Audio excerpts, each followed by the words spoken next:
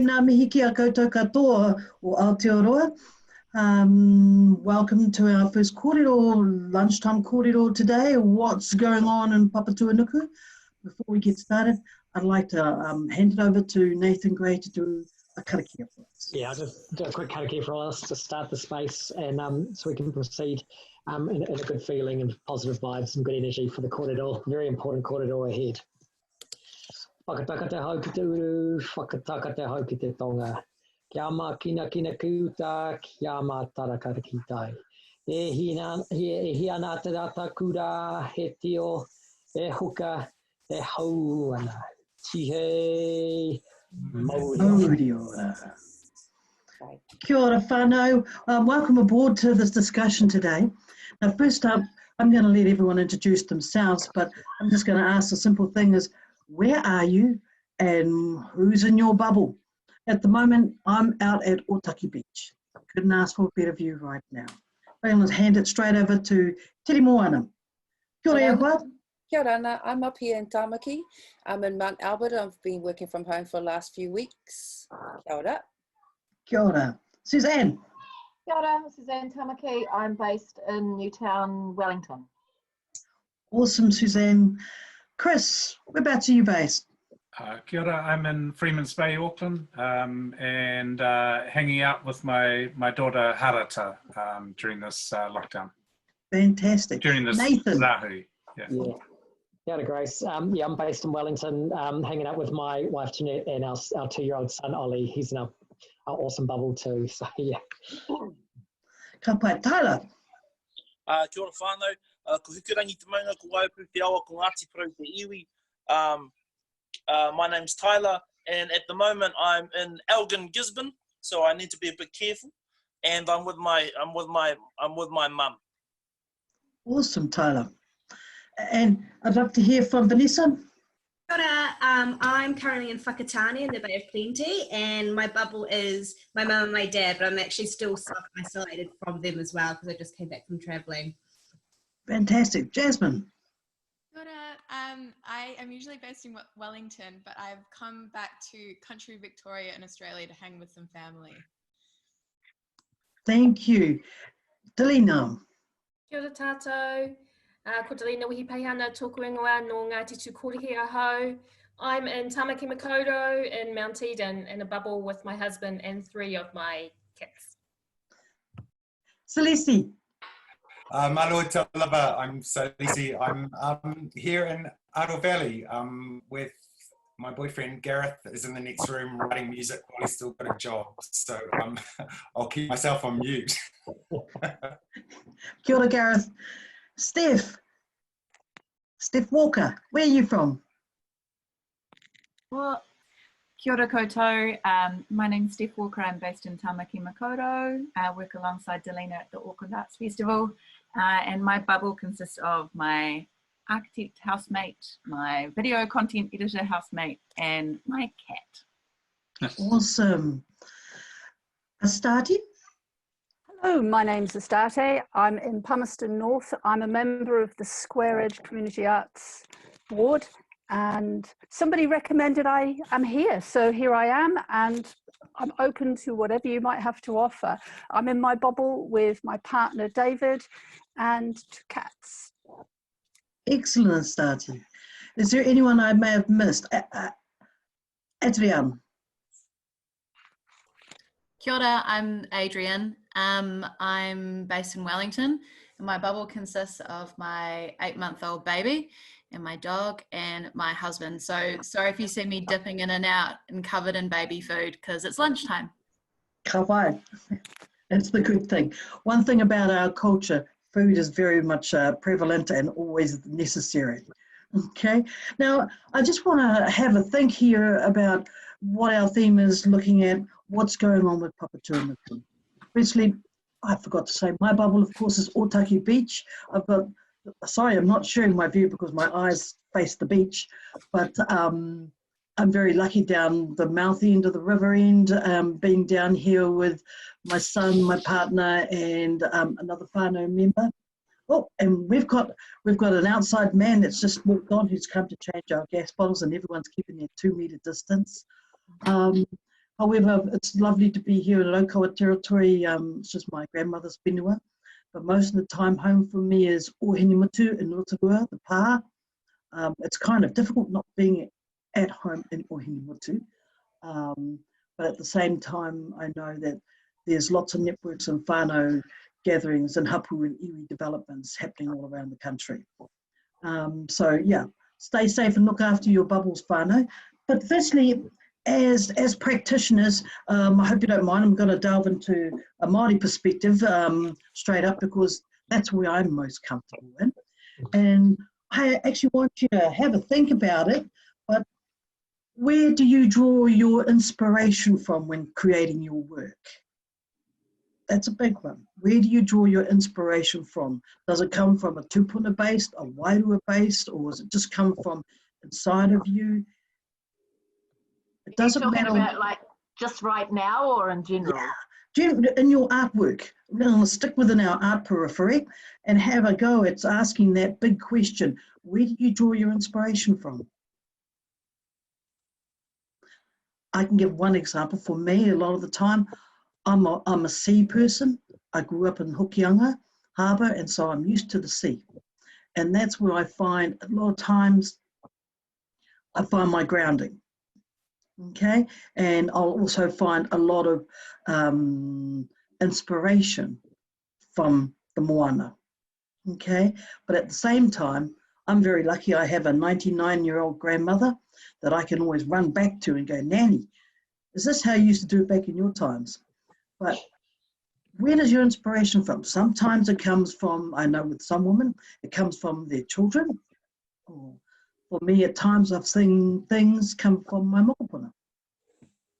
So have a little think of where you think your inspiration might come from in the development of your work. I can start this. I really love museums and musicians. I love museums and I love reading, I love books, I love researching. And I'm really interested in the effect of colonisation on Māori culture. And also I do a lot of costuming, so that's a way for me to show how that influence is also taking photographs of that and being able to challenge people, their view, what they're looking at, because I think people, almost it's safe for them that they can look at an artwork and walk away. So I can put stuff that is quite confrontational without actually having to be confrontational, if that makes sense. Yeah, that makes a lot of sense. I mean, I love the way you incorporate the activism into your work. I totally understand that, having been a little bit of an activist myself, tiny wee bit, and have been doing treaty negotiations as well as for our people, Ngāti Wāhia, which has been at times controversial, doing side of the road protests with banners and camping out at Te Puia, the Māori Arts and Crafts Institute, and standing up for mana whenua rights. Mana whenua is where the people over the land, the Hokainga people, the home people, are standing up for their rights. So activism is one area in Māoridom which instantly inspires creativity. And I think it's right there behind you, Suzanne, with the flag hanging there, the Tino Rangatira flag there. It speaks about balance and harmony. And it's a flag that's been used many a times in our movement. So thank you for that, Suzanne. Anyone else got any ideas of where there is? Actually, that's the door to my studio. There we go, creative always. How about you, Nathan? Yeah, so I'm a massive traveller. I love nature, the environment, and just different cultures. So for me, just exploring the world and going to different places, that really what inspires me the most. I do a lot of reading, a lot of research as well, especially with my sort of journalism work. So that's what really inspires me, just other people's ideas of different places and different experiences, and then building on them to incorporate my own experiences. And that's, I get a lot of my inspiration through that. There's also obviously also a very strong spiritual element to all our arts, but so we're kind of moved in ways that often we don't fully understand, but there's definitely a source there of creativity that we do tap into through our different experiences in life that sort of lends kind of depth to the emotional journeys that we take in life. So that definitely has an impact. So I just feel very lucky to, you know, be able to draw on my tikanga Māori and my tikanga Pākehā and also all these other cultures around the world, that I get a little taste of everyone's little takes on the world, their values and ways of thinking, and try and incorporate those into my thinking systems and try and share them out to my audiences at large. Cool, Nathan. Just as a little digression, you actually were in China and walked the Great Wall, 4,000 kilometers, is that right? Yes, yeah. And you've written the whole novel on it? Yeah. Massive experience. How were you when you heard about COVID-19 coming out of Wuhan? Yeah, so it was quite interesting. So I've been running a course called Conservation Medicine in New Zealand. It's a program we run for Michigan State University. So a big part of that program has been focusing on COVID-19. And in those days, it was all called the coronavirus, and that's what we knew about it. And because I'd had so much 3 years living in China, I was really interested in what was going on with the Chinese experience. For me, just watching them and how they sort of cracked down on it so quickly, and you couldn't really achieve that in many other systems around the world because it's such an authoritarian setup with the way their government runs. So as of the first place to really get a big spread is probably the best place that we where they could shut it down and we could learn as much as we could in that particular time during that first 2 months, or since December, since they really knew what was going on. Obviously, the Chinese government probably didn't give enough information early on. There's obviously a lot of political reasons for that. But ultimately, when it did come to light and a lot of the global media jumped in on board of what was going on, there was a lot of lessons that we've garnished definitely as a country to make better decisions during our time now that we've got it on our shores. So China was a really interesting place to watch, not just the crisis unfold, but also the opportunities unfold. And I think one of the big things with the opportunities, a lot of it on a business level in particular, because a lot of these worlds will be swept in, they'll put in social isolation, the online world there just took off. And there was examples of websites pretty much starting from scratch, but they'd got the film rights to one of the biggest, it was a sequel of the biggest ever film in Chinese history, and they couldn't do the premiere at the premieres because of the social isolation. So what they did is they created a website, got the rights to the film, and they showed it on their website, and they managed to pick up within 2 weeks 600 million viewers within China. So there was a massive opportunity clearly within, if people are thinking in a particular way, to utilize the tragedy that's obviously happening, but there are opportunities that come out of it. So that was one example. And the other example was really interesting was Les Mills in China. They've obviously got 20,000 gyms all throughout the world, an incredible New Zealand company that's really built itself globally, the brand. But what was so amazing with their work is they realized that all the gyms were going down, no one was using them anymore. But instead of losing their business, they were the first to set up online classes, 15 minutes long for children, Chinese children, ages 4 to 14, which the Chinese love. And that 15 minutes just gave parents enough time. So many people signed up for these classes that their brand is now 2.5 times enhanced because of this. Rather than going into bankruptcy, which they thought was going to happen, they've now set up themselves up to be one of the preeminent gyms in China. So there is definitely, obviously, it's a very tragic time, and we've essentially been catapulted for 20 years ahead. I think we've definitely been catapulted into the future with this experience, but it's trying to take stock of what the earth and what the world is telling us and how we can move forward in a way that keeps us safe, but also gives us opportunities as artists to maximize our voice and our narrative through this particular time. So yeah. Awesome. Thank you, Nathan. I really enjoyed that. Very, very insightful thought. And looking at China, bringing it back to us also. It's a big world out there, and we're a part of it. And it's quite scary hearing the statistics every day. I mean, I must admit, I've come to turning the radio off a little bit and turning it on just to hear the 1 o'clock news, because I just get a bit depressed having to hear all the results. But we do have to stay in touch with what's happening outside of our little bubble. Delina, I just wanted to ask you, what were some of the inspirations that helps you create work or helps you to program work? Oh, kia ora, Grace. Thanks for the question, for throwing it out to me. I think probably within my work, my background before I was in programming was as a dancer and choreographer. So I think whakapapa and connection to the environment, te taia, I've always been, I guess, common themes in the works that I've been part of devising or creating with other artists. A big one, I guess, particularly in the dance field, is we work heavily in a devising process, which requires collaboration. So I think that is a particular issue that we're all grappling with in terms of the isolation, is how do our artists continue to make work when it's firstly so physical, and secondly usually requires close collaboration with others.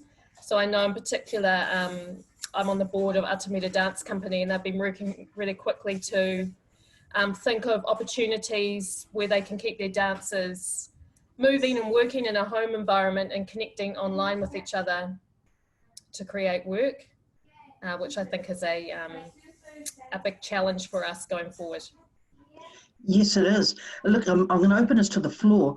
What are some of our online, especially around performing arts, some of our online pros and cons? I mean, you know, what are the hurdles we're facing? I know as a teacher at Toi Whakaari, we've got some massive hurdles to overcome: live theatre, live stage. How do we incorporate this?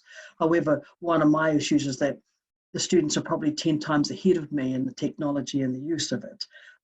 But being creative and innovative, we have to go to a whole nother level.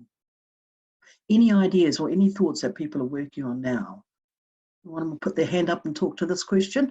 What's some of your online thoughts and experiences around this, around creating work? I actually had a little improv sesh the other day with sorry, I'm a dancer, so Kia ora, Jasmine. Mainly, kia ora. Go ahead. I had an improv sesh with some of the people I just created a fringe work with in Wellington, and we found that past the point of kind of getting into it and getting over the barrier of being on film and kind of it's this weird connection, you could kind of reach a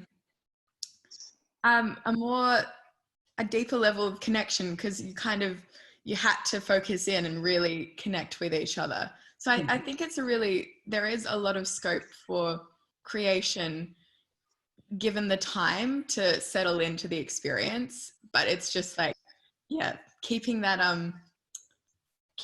time frame, I guess, a bit longer. I think it's a bit harder to settle into it in the beginning. But I found it really interesting as an experience, so good to know. Yeah. Awesome. Thank you, Jasmine. How about you, Tyler? You had something you want to say? Yeah, I'm currently in the process of doing a show about sexual health with our young Māori and Pacifica people, and a question that we're constantly asking ourselves at the moment is how can we make a safe environment for these children or these rangatahi to feel safe in having these conversations with us when they're still having these conversations at home. Because I know for one that if I was having this conversation when I was a teenager with my mum around me, I'd really not want to share, would I? So there's ways that we're trying to do it. At the moment, we're trying to do a karakia at the start and at the end.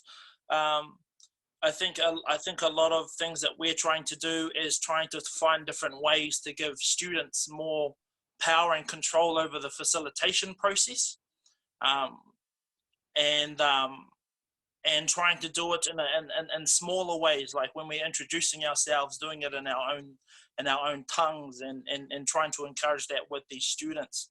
But it's still a process that we still haven't figured out, or trying to and are still trying to dig deeper with. Ka pai. That's great. That's a good start. And I think it also takes us into what can we offer from our whare, from our home, from our bubble. What can we offer to our wider community? Are we able to offer something? Yeah, go for it, Suzanne. Here's me putting my hand up. I like it. Hey, so behind that tunnel flag is my studio, and it's got a big window which faces out onto Adelaide Road. And so what I've done for myself, just to try and remain creative, is I've also at Studio 169, I've also got an online Facebook studio page. So every day I've been changing out the artwork in the window so that people, every day they go past, even though they're idiots, they shouldn't be on the street, but whatever, they'll see a new work of art. And it's been interesting because most of the work that I own is by Māori artists. So it's really nice to get them out there, people looking at work that potentially they've never seen before and artists that they've never heard of. So it's been quite fun actually just doing that as a project. Yep, it is, especially when, I guess it's all part of your whakapapa, isn't it? It's a knowing your internal, what it was hearing Delina saying about whakapapa. And when I talk whakapapa, there's two aspects to it. It's one, yes, back to my tupuna, my koi, my bones and the valley and where I come from, but also a whakapapa of our own artistic history. Okay, and that's a really important thing to hold on, because it gives us our touchstones and foundation stones of where we build our work from. And in speaking of that, I just wanted to ask a lot more about what can we offer from our whare, but at the same time, what do we consider whānau? That's a really broad question. What is whānau? Any thoughts? Yeah, Estate. Hi there, can you hear me? Hi. Cool. Couple of things. In terms of, well, where do I draw my inspiration? From everything and anything. I'm a bit of a butterfly, and if I see something, it might inspire me. Now, what I've seen is a need at the moment for face masks.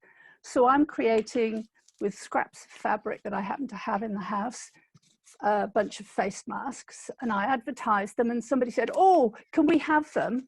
So now I have a purpose to this creation of pretty face masks that I'm making with my needlework stuff. That's the kind of stuff, yeah. Well, Suzanne Tamaki inspired Moko Kawai. That's gorgeous. I haven't actually used any personal art. My art is just in the creating of these face masks. So for me, my whānau is currently a local company called Just Zilch, which provides an outlet for supermarket food for those who can't afford to pay for it. So I'm giving something free to somebody who gives something for free. So yeah, that's my little manifestation at the moment. Beautiful. That's a really positive attitude to have, and it's fantastic that you're sharing that with us. But I do have to say, these masks are fantastic, Suzanne, and you know, they've been all over Hawaii. At the Golden Oldies netball tournament, they were wearing them over there, and it's quite neat and quite innovative. I think thought to myself, wow, that's really simple but clever. Okay. Yeah, really I liked the idea that I had a set of masks and then being able to customize them with Māori moko. So that's, I guess it's another art outlet, as well as giving you that extra layer of protection. Fantastic. Celeste, I'm going to throw it over your way. What's happening in your area? What's happening in your rohe? So I was,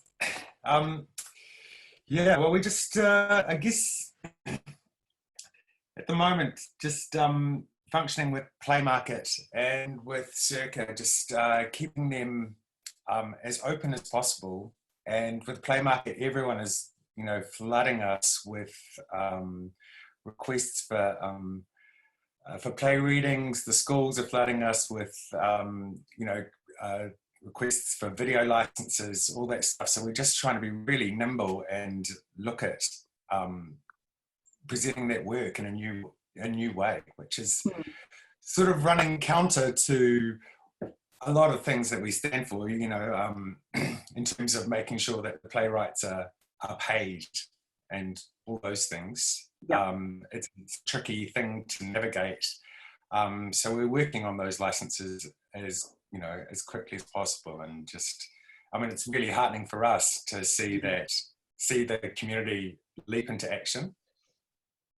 You know, that's a, yeah, it's a really great thing.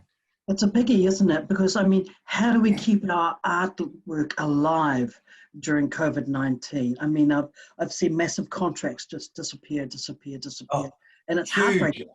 Man, Yeah. it is incredibly heartbreaking. I'm trying to snuffle up people to grab them and come on board as tutors, but at the same time, how do we keep our artwork alive? How do we keep our mahi going? Any thoughts around that, anyone? Te Moana, you got any thoughts around how we keep our mahi going? Is it completely an online process? It is at present. I mean, even the film world's closed. And it's a difficult area and time that we're walking in right now. But we just have to be a lot more. Yeah, I just had a thought. Obviously, we're in a situation where we can do social distancing here, and it's impacting all of our work. And it feels like this is a time to be a bit more contemplative and a bit more insular and meditative, really, as to our impact as a human species on our planet. A lot of this time that we're forced to be in self-isolation is creating this for us, especially in the West. You know, often the times we're at work and it's this total consumerist rat race, and you're sort of caught up running around doing everything, and all of a sudden that's just the borders have been put on stop on that, and we're forced to be on our own and kind of look inward, look into our families, and really sort of readdress who we are as people. So it might not be the case that we're being able to put out more work necessarily, but there is a time for really taking stock of who we are as people and what we want to present once those doors perhaps open up. And I think the just that uncertainty of not knowing when and how long. But the one point I wanted to stress is that us in the West and here in New Zealand, we're in this quite unique situation that if you were living in India, for example, you just wouldn't be able to self-isolate. That's not an option for them. They've the Prime Minister there, Modi, set up the lockdown, and basically because everyone most of the majority live day to day for their day packets, and when the cities were closing down, they had over 45 million people and cramming on buses, and most of them actually walking back to their villages because it was the only place where they could feel like they had some social security, because their daily pay packets that they were surviving on had now gone. So it was a major disaster for their country, for their government, because they basically have now spreading the disease from the cities, the hubs, out to all the villages, because that's just what the people would do as part of their survival. So their sense of their reality is very different from what we're going through, whereas it's obviously very hard. We're caught in social isolation. We have this time to think and really reflect, but the reality is we're very lucky to have this opportunity to do this, whereas places like India and that, they don't even have that choice. You know, it's a different approach. It's more in the scientific level. They talk about herd immunity, that they're having to follow that approach. As opposed to our social isolation, lower the curve approach, which we're lucky enough to actually try and adopt here in New Zealand. So it's just putting those different contexts of the different parts of the world and how different societies are coping with this. It lends ideas for our position and what we can do sort of going forward. And you're right there, Nathan. I mean, we are very fortunate to be in Aotearoa where we can actually be self-sufficient and self-isolated. I want to throw a spin on a little bit. I'm not too keen on the word social distancing. I understand physical distancing, but socially, I don't think we should distance. Physically, yes, the 2 meter physical distance, yep, kete pai, all good with that. But I think this is a perfect time, I know as Māori, where we need to socially kōrero. And for example, I know 9 p.m. at night, Kingi Biddle does karakia online. And it's a type of social interaction with each other. I think just the terminology, one of my colleagues at work reminded me that, and I thought it was a good kōrero that he had, that social distancing is not us. But physical distancing for virus, yes. But socially, we're social animals. We really are, and we need to interact with each other. It's fantastic that the internet is so strong. I'm just hoping that, you hear all these different fears and everything going out about internet crashing. but it's really quite important, I believe, to stay socially active within each other. Okay, how does everyone feel about that? Are you communicating better across the world with your whānau, or are you communicating with your arts groups or whānau arts bodies better than possibly you might have done before? Any thoughts about that, around about COVID-19 and your social communications? I'm drinking more. I haven't done a ton of time too. True story. It is true. Do not judge my bin at the end of isolation, all right, people? I've been hiding all my bottles to make I'm calling it my little glass wall. Any other thoughts? Grace, it's Kane here. Hi, Kane. I'm really enjoying this. Just to combine the previous question and this one from my perspective, I initially, when this happened, I was in the middle of planning a project that, it's in my heart. It's really dear to me for it to materialize. And I felt a great sense of mourning when I realized it was no longer going to go ahead in the near future. And it took a long time for me to go through a process where I could accept that it was just a fact and there wasn't anything much I could do about that. And it was actually just in the last kind of few weeks when I thought back over some things that had happened in my life that were really disruptive and maybe quite painful. But I was able to pinpoint that those were the moments where a new possibility opened for me that I didn't expect and I hadn't planned for, but it turned out to be quite beautiful and, a positive and remarkable thing for me. And so that allowed me to make a creative shift. So there were a couple of projects that I'd sort of had on the back burner. One is based in Peru. I have an old family Peruvian story. And so we're now in a really active conversation about materializing that project. And I don't think that would have happened otherwise. So for me, it was about, we have this chance, we have this stillness, we have this moment where all of the busy work isn't pushing us any longer. So then what would we do? We have there are limited choices, of course, but we have choices that we wouldn't normally have. So for me, that's it's a really cool artistic place to be in. That's where I've arrived anyway. I love that. Choices we wouldn't normally have. That's so true. There's lots of online media stuff happening, which is a positive. Some of them, like, for instance, if you're into theatre, the National Theatre shows live every Thursday, 7:30, or the performances are out there. The Globe Theatre is doing the same. All of these are free, and it's an opportunity actually to grab it now. And we've had the discussion in our bubble about each of us trying to learn something. And fortunately, my partner has te reo. So, okay, you got to do a reo lesson every day. One of my inspirations is to try and learn the guitar from YouTube.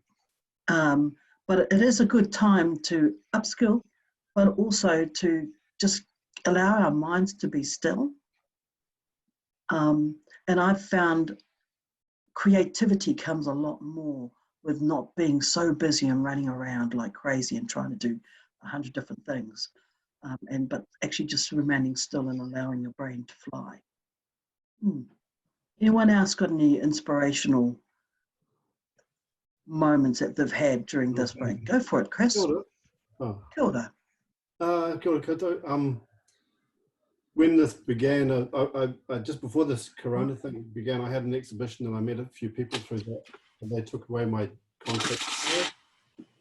And then when the lockdown happened, one of them contacted me and created a whānau group of artists daily challenge.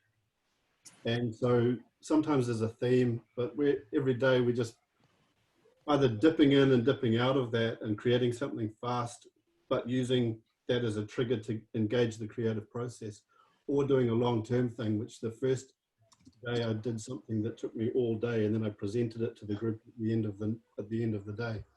So that's a new whānau, if you like, and keeping me involved in creating. Excellent, Chris. That's so important, eh? Triggering that creative process. You know, everyone's got their different triggers. And I think that's really important. And if you can find out earlier in life what those triggers are, I think triggers is another way of being able to inspire others. And I just wanted to ask some thoughts. Say, for instance, since I know my old people, we used to, they'd use whakatauki as inspirations to trigger thoughts or to trigger whaikorero discussions. I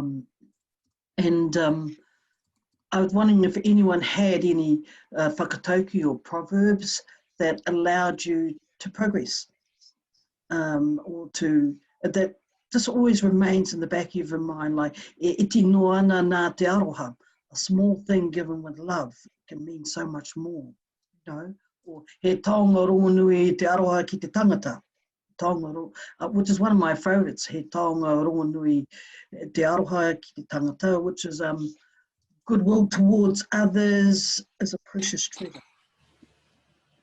What else?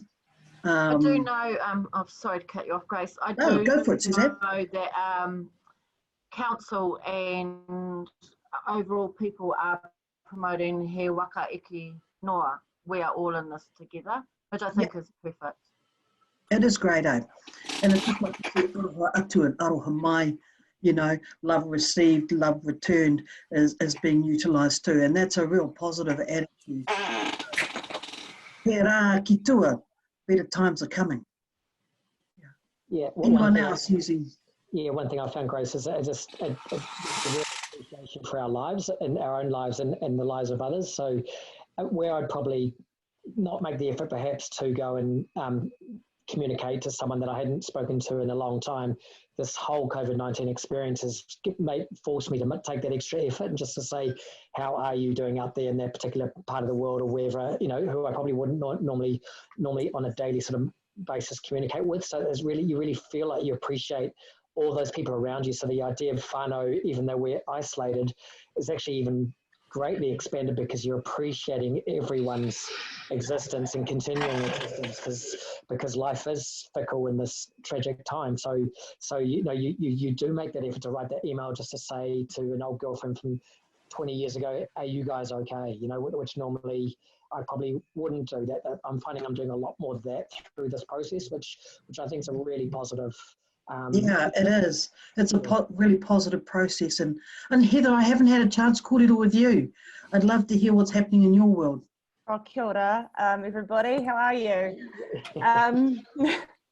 Funny question. I was just going to share about the BATS meetup that they're having every Friday night, the BATS happy hour. I tuned into that last Friday and yeah, oh God, I'm getting a bit emotional about it now because, you know, it's just nice to see all my friends. They had divided the BATS theatre up into different breakout rooms, so you could go in and do your BATS bathroom selfie if you wanted to, or you could sit out in the smoking area. That's where I was. And it was just a really, really lovely way to kind of pretend that we were still normal and connecting with each other. Yeah. Awesome, Heather. You know, it just reminds me, last Friday night, my Summer Shakespeare crew that we did Midsummer Night's Dream with, we had a quiz night. And there were 25 different groups online on Zoom, and it was actually a hell of a lot of fun. And it's something really simple that anyone could do. And it's just about us getting more savvy with technology or being willing to put ourselves out there. That's the big thing, putting ourselves out there. Does anyone struggle with that?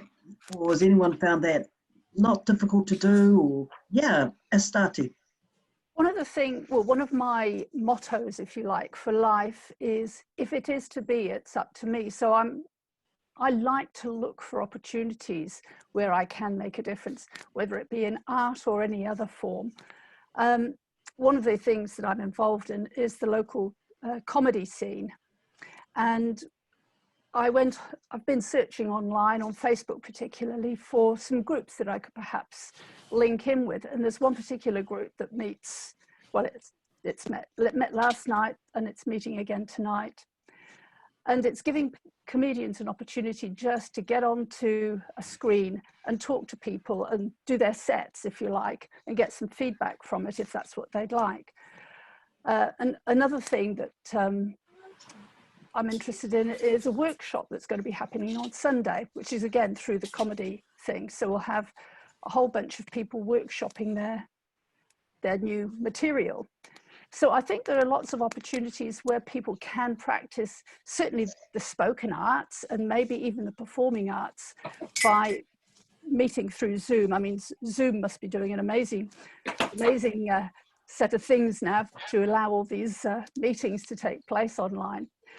And I would encourage anybody else who wants to do something, to set something up, to be the instigator, be the one that makes it happen. Because it's all very well saying, oh yeah, wouldn't it be nice if? But if it is to be, make it up to yourself. Kapai Astati, wouldn't it be nice if? That's a good one. What I'm also looking at is how are everyone coping with being at home? I mean, it's great. Suzanne's got her studio, so I'm presuming you've already got your tools. What if you don't have your tools at home? How are you managing that? Is anyone having difficulty without, I mean, the thing is, I'm an actor, I'm at home, but at the same time, it's just like,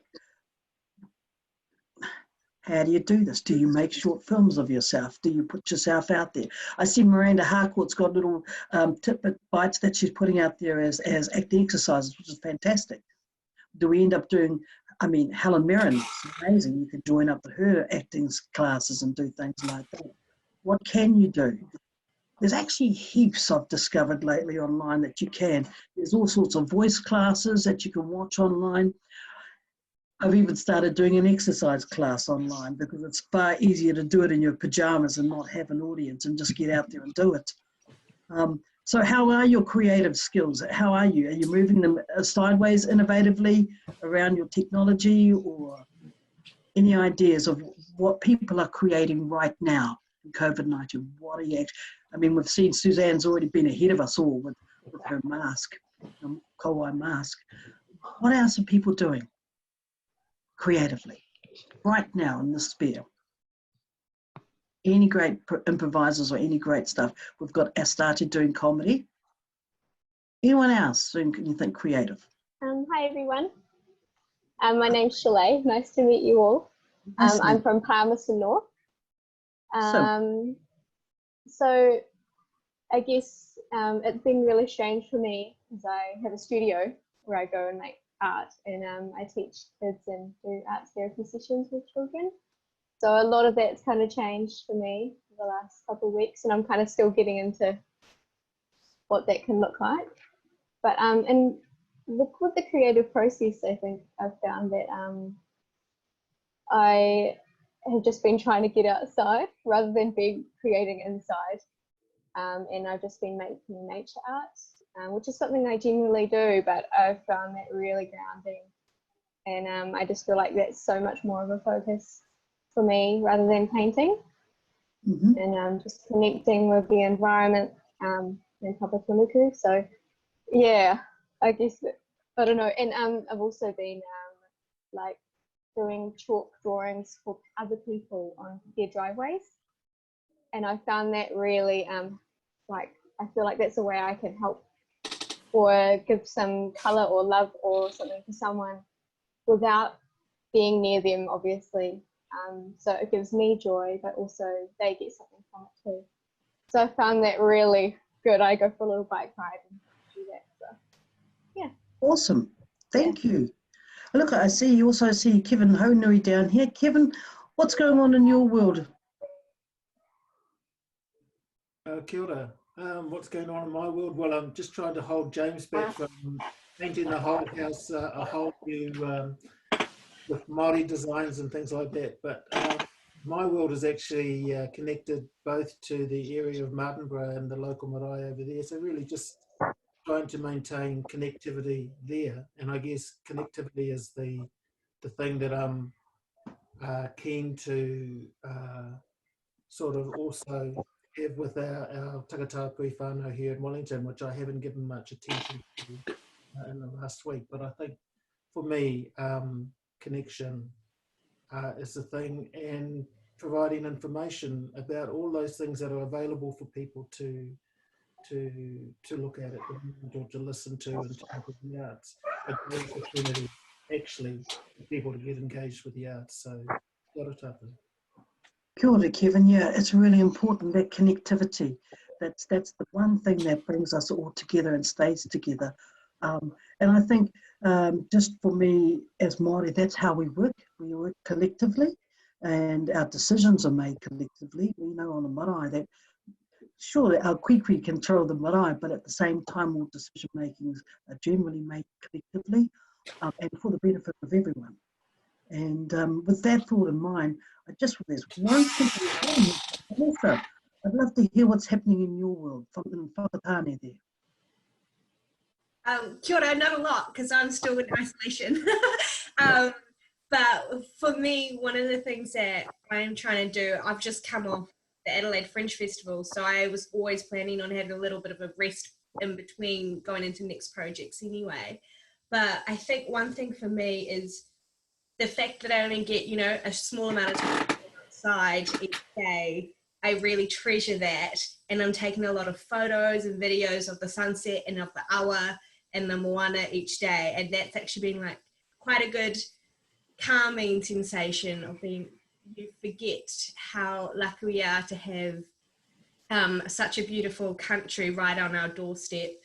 For me as a practitioner, I'm normally in administration, so I'm just being part of these kinds of kōrero and listening to people and seeing how people are taking the digital stage versus resisting it purposefully, and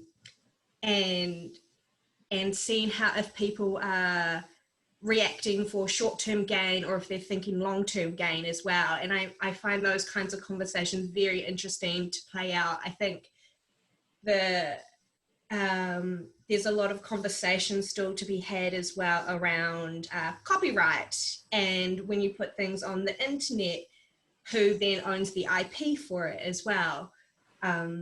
So I'm slowly getting my head into those sorts of conversations and research and things like that. So I do have as much in my toolkit when I am ready to start working again as well. But I'm really appreciating a time to stop at the moment, which is lovely. That's a biggie, isn't it? We're all appreciating that downtime and time just to stop and just be still. Yeah, and checking in with the grandparents, you know, and making sure they've got supermarket shopping. Yep. And I think because I am in isolation from everyone else as well, normally I'm the helper, the supporter, the community, bringing everyone together, doing as much physical help as possible. But I can't do that. So I've changed the way I feel I can assist people as well. So a lot of my stuff has been connecting people online rather than going out and physically doing things for people as well, which has been interesting. Awesome. Now, Taylor, you got your hand up over here. Let Taylor be our last speaker. Then I'm going to ask everyone for a little pearl of wisdom before we sign off. Go ahead, Taylor. Well, being having my feet in a whole bunch of different disciplines. One of them being professional wrestling. One of the things that we're finding having trouble with in professional wrestling is trying to wrestle people without wrestling people. Wrestling. How do you do that?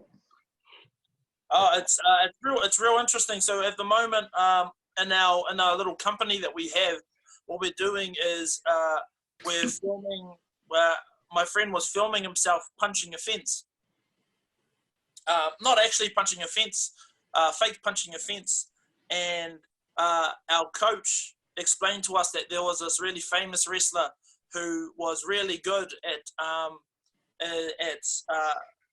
stringing a piece of string to a fence or to like some kind of pole and hitting it on either side so that it wouldn't move.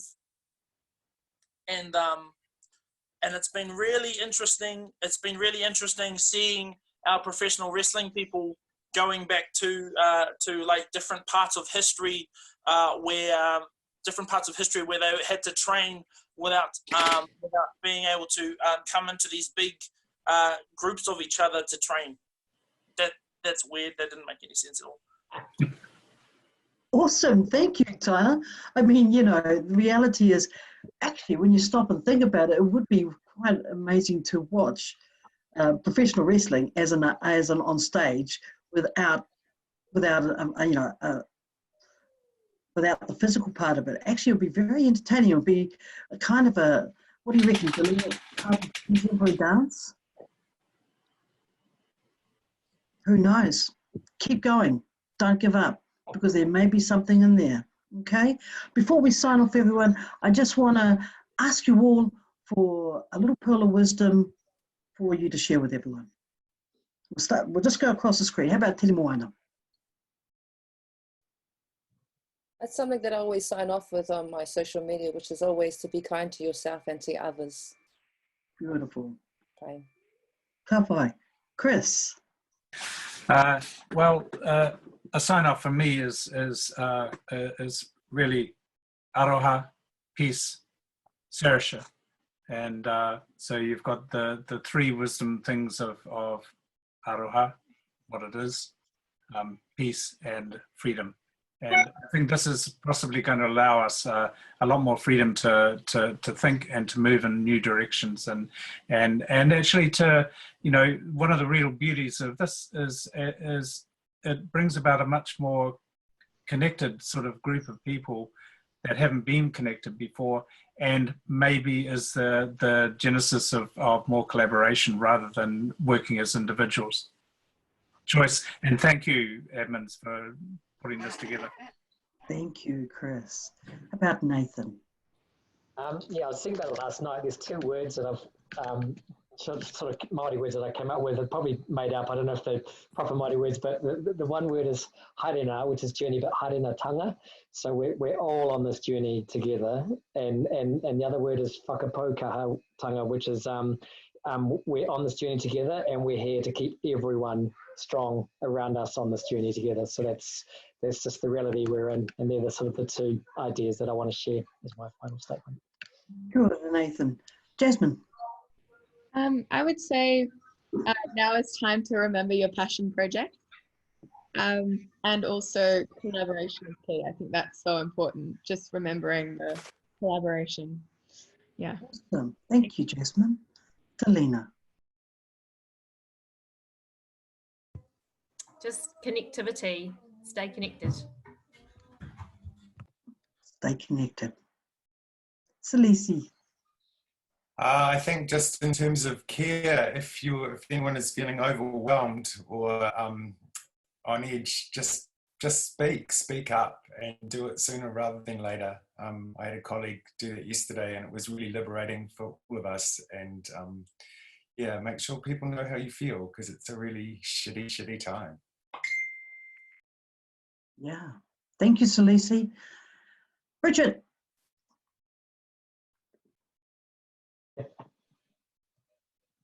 Sorry, I'll unmute myself. I guess for me, it's just kia kaha. Stay strong, be positive, embrace this time as best we can, and don't forget your dreams. Beautiful, Bridget. Thank you. Tyler?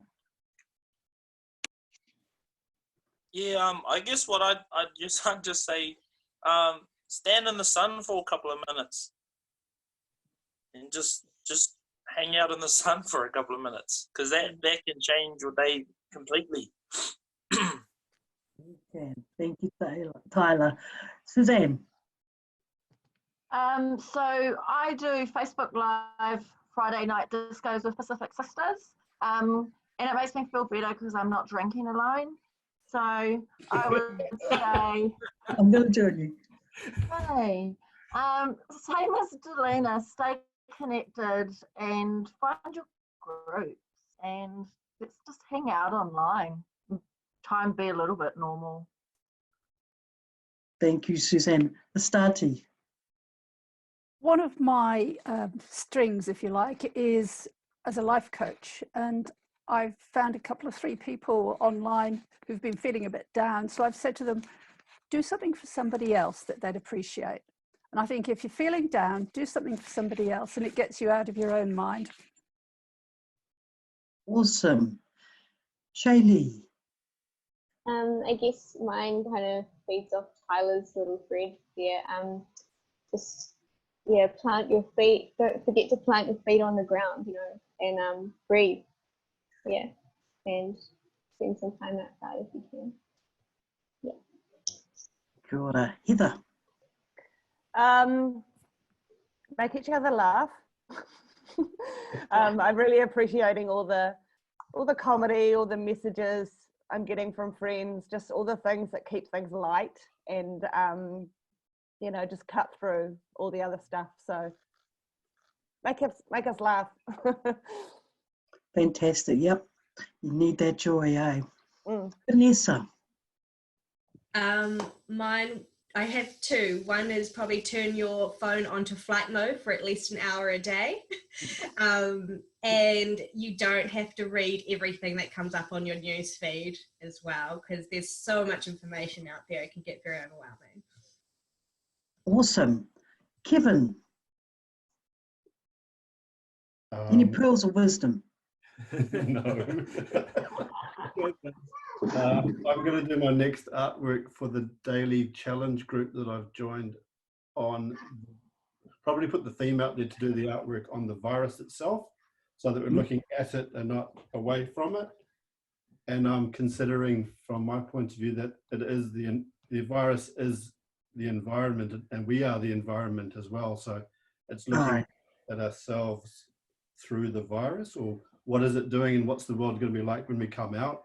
The parks will be overgrown. All those sorts of layers of going on about looking directly at the virus and doing something in terms of that. That's fantastic. Oh, I've got a short one. By comparison, kia manoa nui, you know, be a big heart, be generous. Koina. Ka pai tō kōrero. Steph.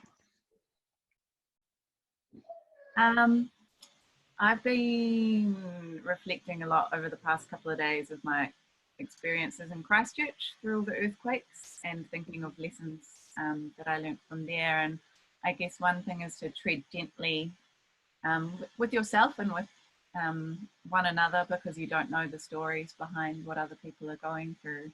And to be patient and know that with constraints come great creative ideas.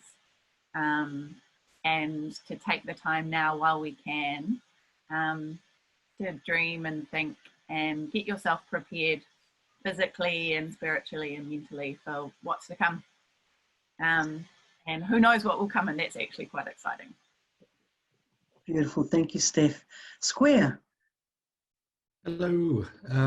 The thing that's been on my mind a lot is how we always say that change is the only constant, but in this time of such severe uncertainty, there's just no ability to figure out what that change is or what that change could be.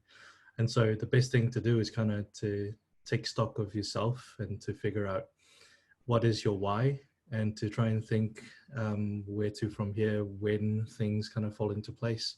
But at the same time, still be open enough and ready enough to respond and pivot as you need to. It is what it is. Beautiful. Thank you everyone for being a part of this discussion and being open to the kōrero here. I've just got a real simple karakia that I'd like to close us off with.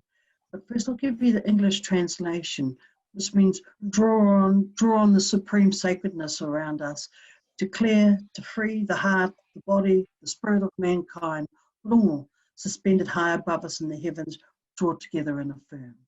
And it's real simple. It goes, unahia, ki te uru tapunui, kia wātea, kia mama te nākau, te tinana te wairua, i te aratakata.